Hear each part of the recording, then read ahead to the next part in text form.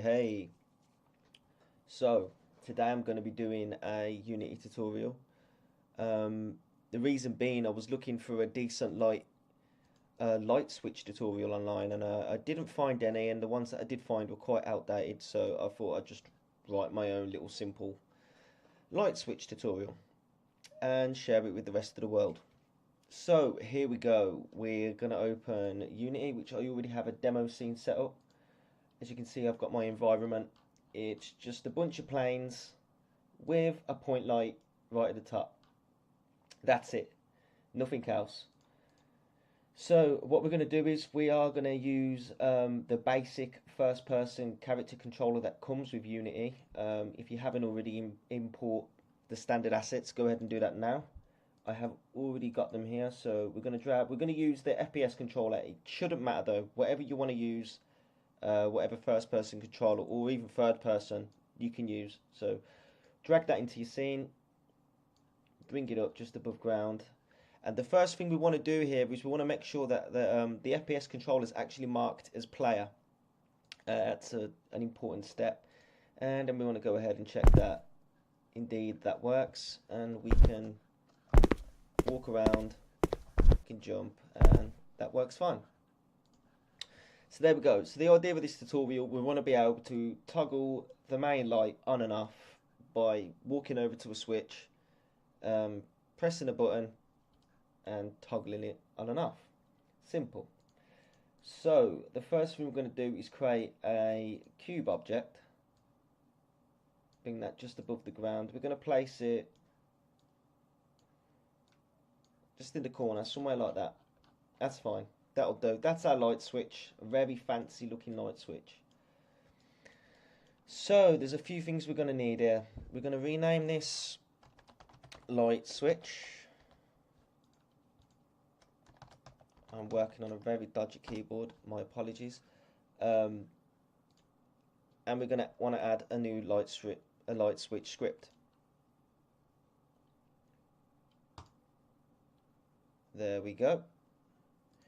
If we double click on that, we should open it up in Mono Develop.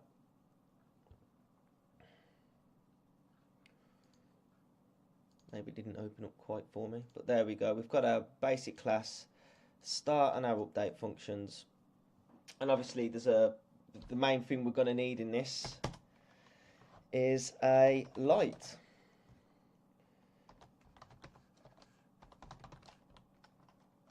So we're going to define a Unity light there.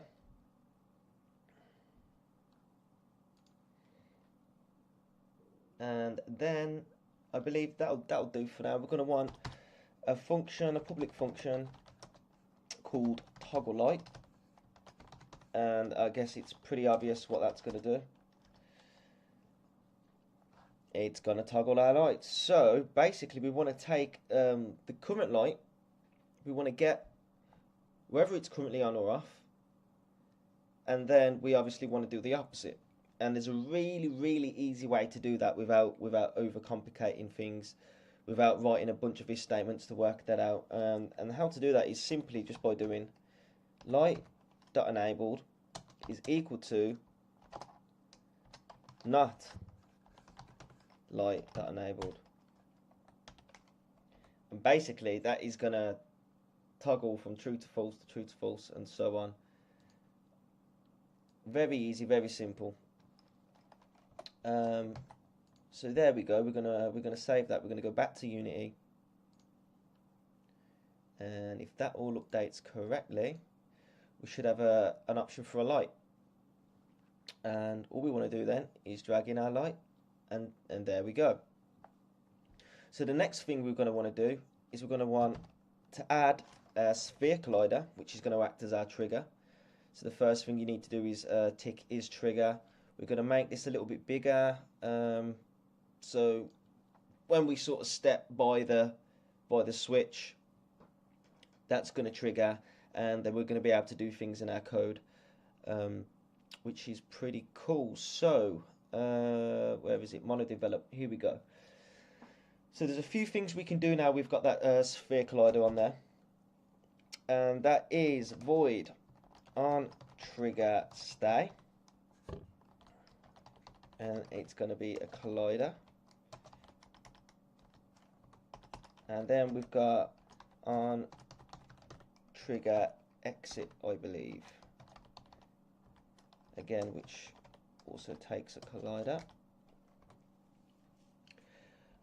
Basically what we're going to want to do in here is when we enter, if the collider that we hit with happens to be the player, then we're in range and we can use the switch. However, if we leave, we're no longer in range and we can't use the switch. Very simple stuff.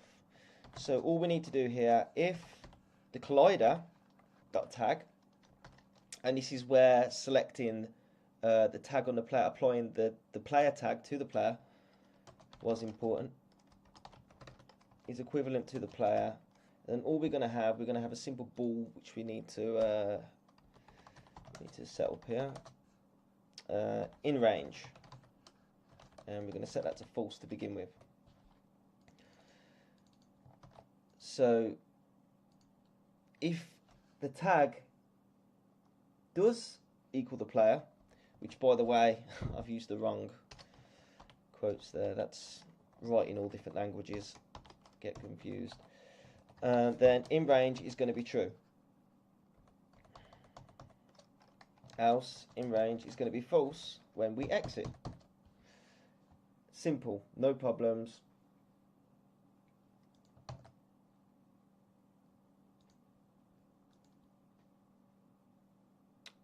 That should be good. And then now we need a way of, once we know we're in range, we need a way of pressing a button to trigger in a toggle light function. And we're going to do that in update, because you're supposed to do any input functions like get key down in the update function. The last thing you want to do that is in fixed update, as it doesn't run on every frame. So make sure any inputs are done in the update. So the first thing we're going to want to do here is check if we're in range, and if we are, we can actually trigger. And another thing we're going to want to check is if we are holding down the key we want to use. The key we're going to use, I think, is going to be the F key. So in order to set that, we just do keycode.f, and that's it. And then we're going to want to call our toggle light function, which is basically going to turn our light on and off. Super easy, super simple.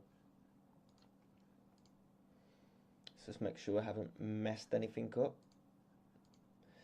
No, that's just a warning. So there we go. We should be able to head over to our light switch. And as you can see now, on our light switch script on the right hand side, you can see we're in range. And there we go. On, off, on, off. Really, really, really simple. Perfect. Like, too perfect. But we're going to take this a little bit further, because obviously that is a little bit too simple. You're probably not going to be able to use that in the real world. The one thing I say that I am going to stick with just for this tutorial is we're going to stick with the severe collider.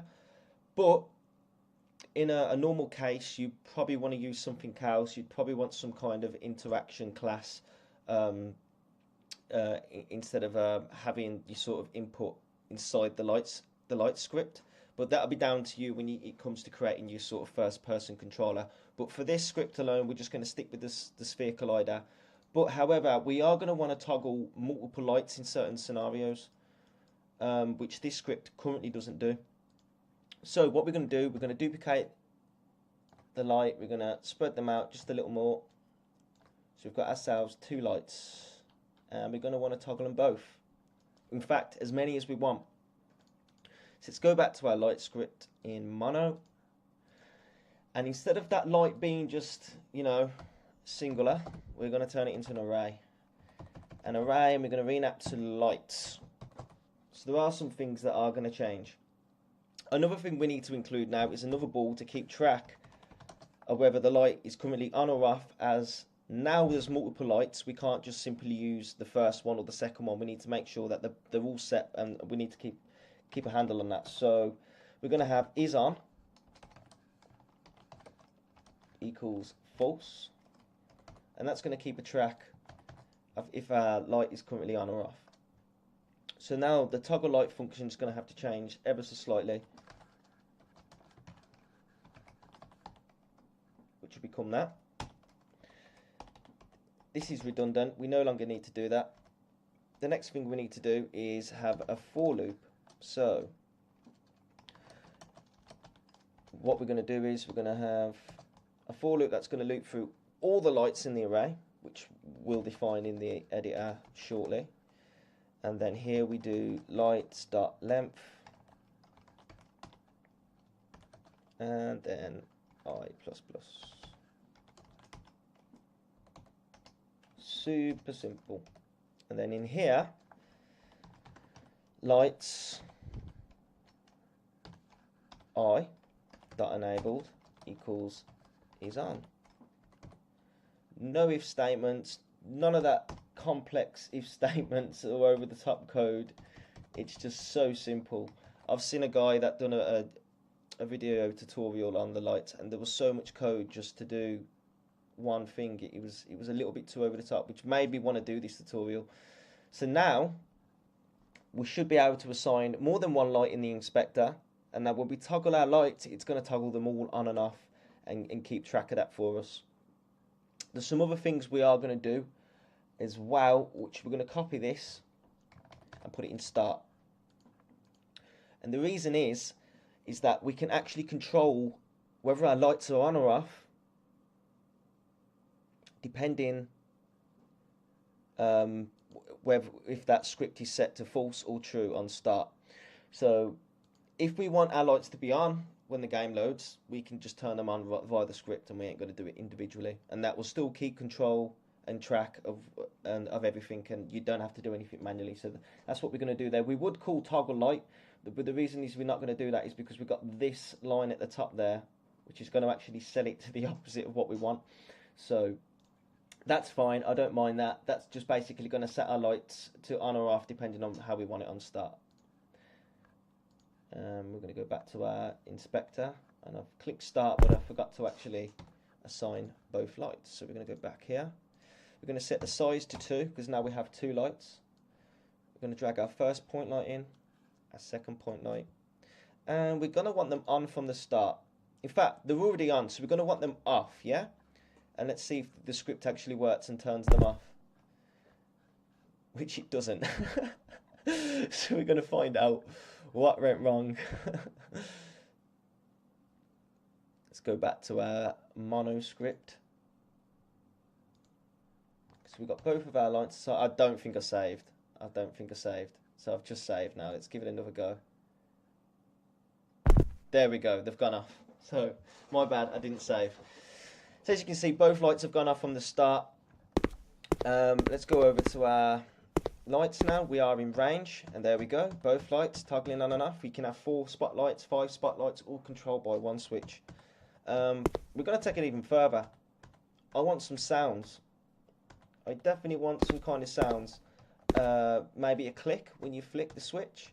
Not only that, we want something to come up on the screen to say toggle button or toggle switch, something like that. So let's start with the GUI first. Let's start with a little bit of UI. We're going to go back to mono. We're going to scroll to the bottom, and here we're going to have void on GUI.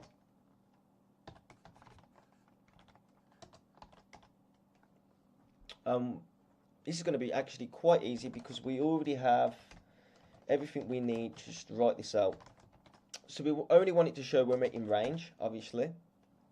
And then the next thing we need to do is render some text. So we're going to do GUI.label. Here we're going to create a new rectangle. So we probably want this center screen, right? We'll probably just do it center screen for now. So we're going to do screen.width divided by 2. And if we make our box, say 100, we're going to want to minus 50 to center it. And we're going to want to do the same here. So if we do screen.height divided by 2, and say if the height of our box is 20, we're going to minus 10 to get that center point. So it was 110. And then we want the text to display. Goddamn keyboard layout. Toggle button. No, sorry, toggle light. Close that up there. Let's see what that does in Unity. I'm not actually sure, it might error. Okay, I'm thinking maybe the box might be too small, but you can see there's something happening on the screen there. So let's go back and fix that up. Again, this might be down to Linux and fonts. I'm not sure, because I have used the same script somewhere else and it works fine. So I am just going to double check what I've done here. I think what we're going to do is, I've set it to 10, that should be 20. Give it a little bit more height. Perfect. It's still a little bit cut off, but there we go. We'll make it 25. In fact, I'm going to do it. Let's just do it. We'll make it 30, and then we'll minus 15, just to center there.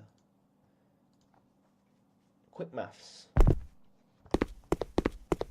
There we go. Perfect. So now we need some sounds. Maybe some sounds. We could do sounds. I'm feeling sounds. I definitely want some kind of trigger sounds. Let me just open up my scripts and see if I've got a sound file we can use.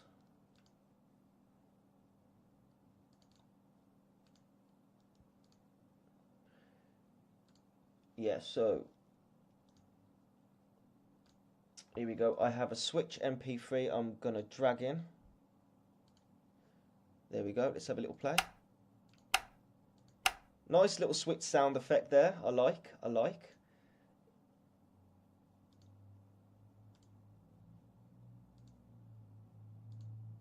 Right, so we're going to want to go back to our script. Go back to the top here because we need to define some more vars, and we obviously going to want some kind of audio source. So what we're going to do is we're going to go public audio source. In fact, no, we're going to keep this to private. This needs to be a private. I'll explain why. This just doesn't need to be public. So we got there, and then in start we can do audio equals get component, which is a type of audio source, and then we're going to do that.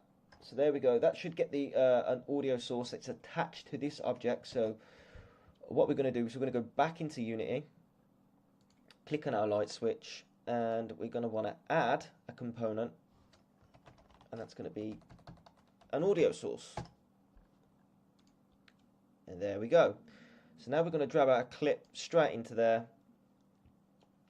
We're going to untick play on the wake, and that should be done for now. And now we want to go back to our script, and it's as simple as in toggle light, which obviously where we turn off, we're going to want audio dot play.